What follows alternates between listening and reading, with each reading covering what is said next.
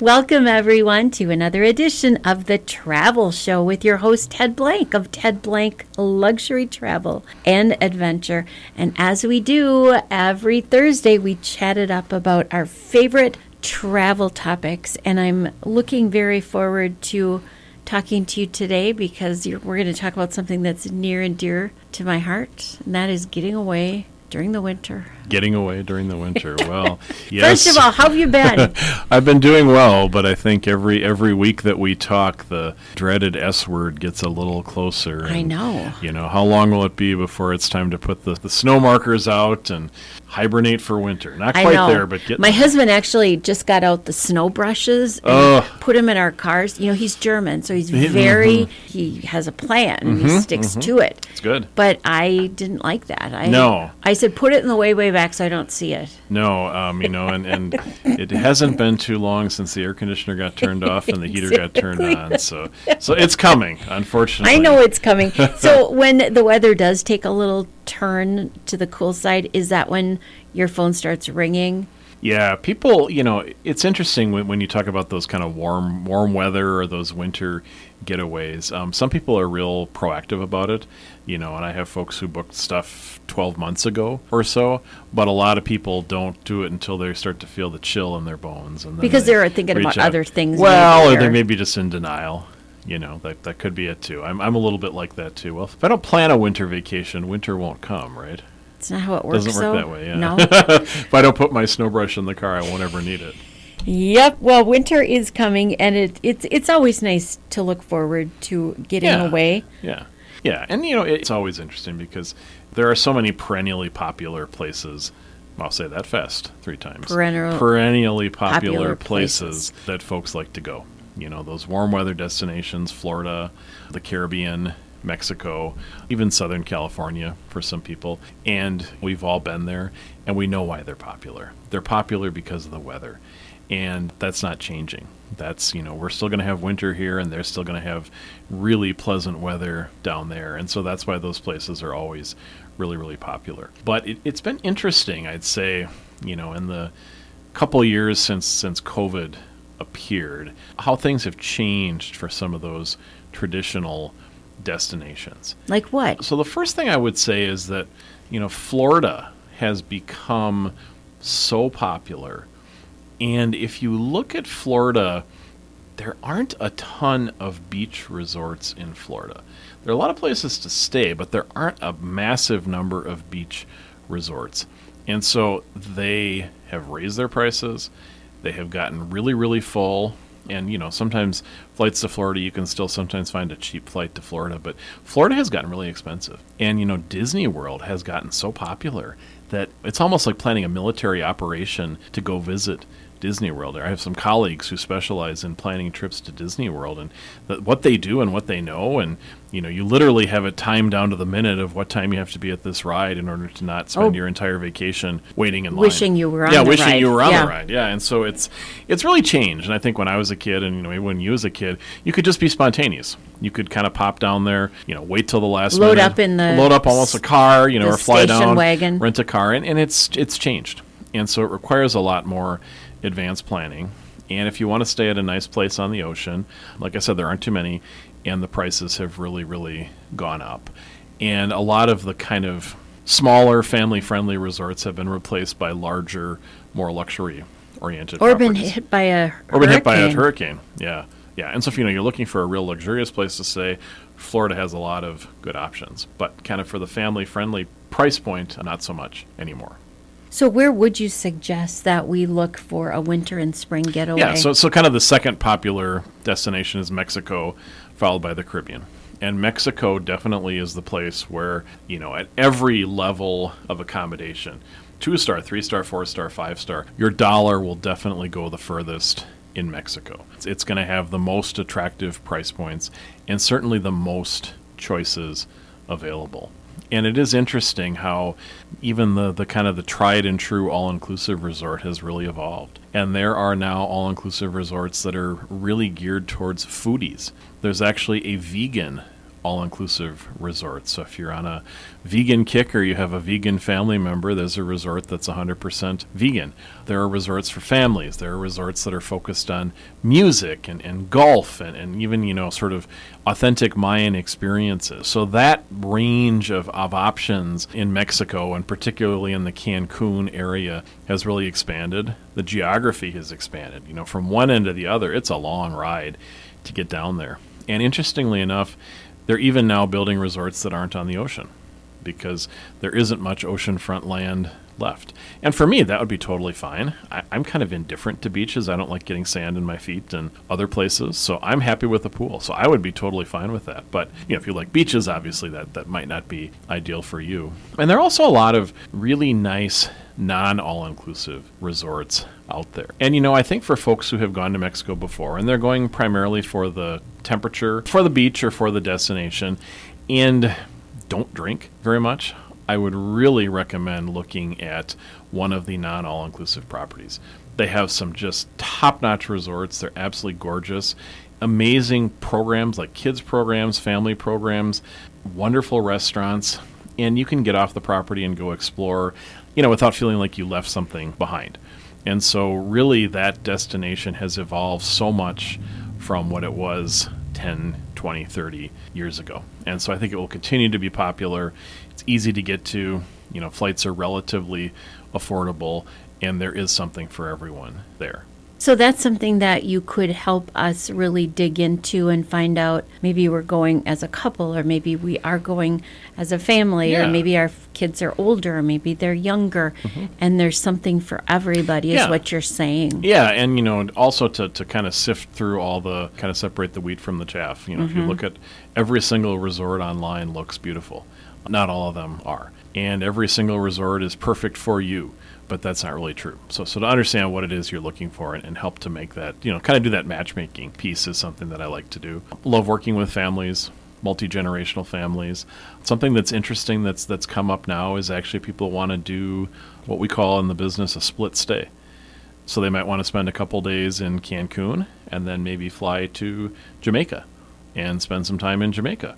Or maybe go to Cancun for a few days and then fly to Belize and go for a little expedition into the jungle and then turn around and fly back and spend time on the resort. So lots of ways to do that I think are difficult for people to do on their own, and we can certainly help with that as well. Or maybe half of your party wants to do a split vacation and the rest of them have to get back to school. Exactly. Yeah, or coming from different places in the country. Families are spread out now, and so when I do, larger family groups, it's pretty standard for half the group not to be coming from, everybody's coming from a different place, and they all want to meet, and that's great. That's perfect. That's a perfect vacation option. I agree with you that people should look into the non-all-inclusive places because if you are not a drinker, or if you are not somebody that is going to eat huge quantities of food or everything else that's included, sometimes it's a loss leader. I mean, I don't know that it would be for everybody. I think a lot of times when you choose an all-inclusive, you're trading off quality for quantity.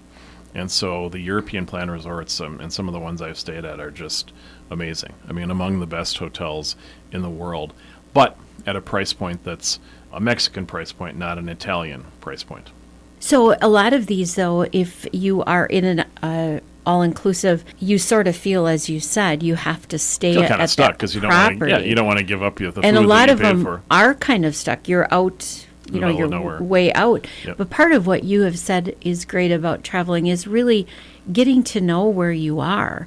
Otherwise, you don't really get to know the country, the people, the customs, the culture. Exactly. And I think, if you're talking about another kind of popular vacation in that time frame, a cruise is certainly one. And one of the best things about the cruise is that many days the ship will be in port, and you do have the opportunity to get off and explore and do and try different things. And again, in cruising, there's such diversity of product, different types of cruise lines out there. There are the big mega ships that have the water slides and things that are great for families, but there is an entire chunk of the industry, the majority of the industry is really focused on adults and grown-ups. And there are some just neat things you can do in the Caribbean, South Pacific, elsewhere, in our winter to get away from the cold that I think a lot of people don't even think about. They haven't really said, well, yeah, I could maybe, instead of going to Mexico, why don't I think about taking a cruise in the South Pacific? Or what I did this January, I went to Vietnam and Cambodia. And let me tell you, it was warm. It was hot. I didn't have any issues wearing a bathing suit and hopping into the pool. It was plenty warm, and I got to escape the worst of winter. But I had a fascinating educational and cultural experience and got to avoid the winter. So, what a perfect win-win situation. So there is a lot out there beyond the beaches, beyond kind of those traditional places that I think sometimes we just don't think about. Another idea that I would toss out there for that time of the year too is that it's a great time to go to Europe. Weather will typically be warmer. Now, it's probably not going to be flip-flops and shorts weather, but spring type weather earlier in the year in Europe, nowhere near as many tourists. So the great thing is all those places that in the summer are packed to the gills, there's often nobody there.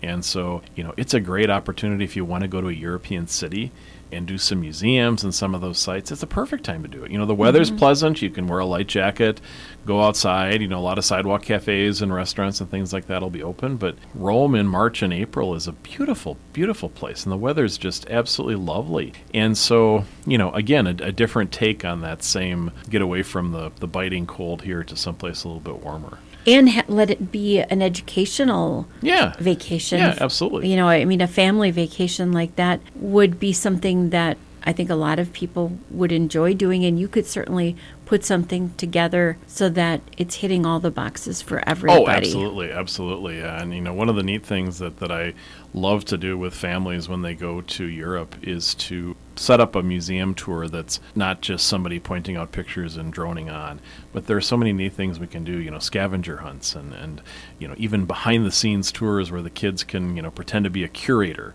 or something like that. There's just so much neat stuff you can do in Europe, surrounded by the old masters or in a really interesting historic site, cooking classes, all those experiential things that make those memories, that make vacations really, really special. And in the spring, what a perfect time to do it because it's not crowded at all. So typically, spring break time, families have off a whole week of school, but then if you tack on 2 weekends onto that, you're looking at 10. You probably have about 10 days. Yeah, 10 days. You probably have about 10 days. That's a good enough time to go to Europe, too, certainly. Isn't it? Yeah, absolutely. You can do one or two capital cities in nice depth at that time of the year, and absolutely. And I think the other thing is that for folks who don't have kids, January, February, March, April, there's it's a pretty long time that winter lasts here, even December in Minnesota. And so you don't have to wait until March. If you don't have kids, January and February are great times to go to those warm weather destinations because, again, they're not going to be as crowded. Once you hit that spring break time frame, then it gets really busy and really crowded. So if you don't have a family with kids, that's a great time not to go on a family cruise or go to a place like Cancun in Mexico. That's a good time to definitely go to Paris or maybe go earlier in the year and come back here and watch the tulips start to come out in March because they start to. Absolutely. Yeah. Ted, if people are listening and they're still trying to figure out what to do for, let's say, this coming winter and spring, is it too late for them to plan a vacation? No, but we're getting there. Okay. We're definitely getting there. And so if you're thinking about getting away someplace warm, now is the time to be seriously planning for it. Because as I've mentioned in other shows, there aren't as many flights out there. Capacity is still down in the airline industry. There are resorts that aren't running at full steam because they can't get staff. And so those who plan even just a little bit further ahead than the other people will have more choices. But it's so fascinating to me when I'll be looking for a resort or a cruise ship for people, and there are very few cabins left. There are cabins left, but they're not the ones you want. Or there are rooms left at the resort, but they have the beautifully named garden view, which is usually kind of the parking lot view. And so the best rooms, the swim up rooms, the rooms with the butlers, and the ones that you see that just look spectacular, the overwater bungalows, a lot of those are long sold out now.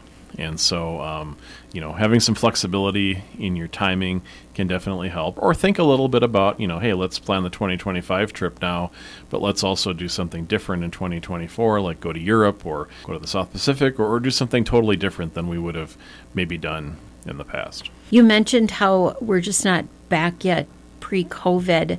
Across the board, is that, Ted, on the airlines and everybody? I think it's kind of part of a little bit of a new normal that we're experiencing, and I don't know that it's ever going to really change. Some of it's driven by just demographics. There are more people with silver hair now than people with, full heads of hair. And so that means we don't get to have our cake and eat it too all the time. And certainly in the travel and hospitality industry, that's the case. I think we were all used to, for many, many years, sort of we could go anywhere we wanted to, whenever we wanted to. Almost on the hour. And that's not the case anymore. Just like restaurants, they close early, maybe not open every day. Prices have definitely gone up. Menu selections have been trimmed. I don't see that changing at the flick of a light.